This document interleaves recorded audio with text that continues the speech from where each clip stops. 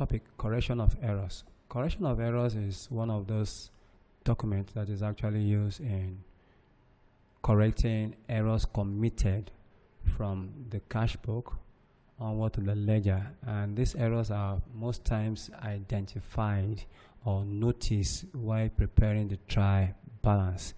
We have different types of errors that actually are needed to be corrected by an accountant or anyone involved in the accounting recording.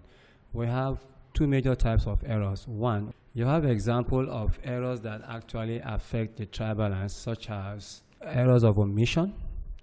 That is, in every statement there are two accounts involved. One of the accounts may be totally omitted while posting into such account, and such errors must be corrected through the correction of errors or the suspense account or the journal proper. We also have errors like errors of commission, where it is where transactions are entered in the wrong person's account. These are some of those errors that actually affect the trial balance. Okay, and for such errors to be rectified or to be corrected, there are certain procedures that the students must be acquainted with. Number one procedure is this: whenever a question is given under correction of errors, you need to first and foremost identify the type of error involved in such question, whether it is errors of omission or errors of commission, or you talk about errors of original entries and vice versa. We must first of all identify the type of error committed in such transaction.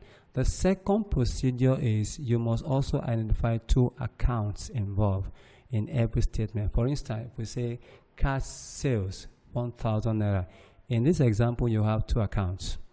You have cash account and you have sales account. The two accounts must be identified by the student. Then the third procedure is that you must also identify which of these accounts should be debited and which one should be what credited. That is, who is the receiver and who is the giver. The fourth procedure involving correction of errors involve you interpreting the error through the ledger.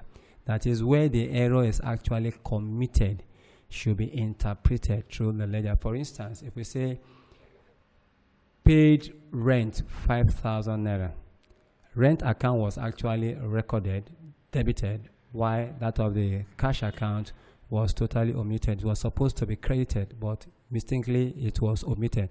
So for me to interpret this, I have to create a T format for cash account indicating where the error occurs. Okay. Then lastly, the interpreted error must be corrected through the journal proper. The same thing is also applicable to the other type of error which actually affect the trial balance. We have something like one-sided omission as an example. We also have errors where entries are made twice on the same side of the account. These type of errors are normally being corrected through a suspense account onward to the trial balance. Onward to the trial balance.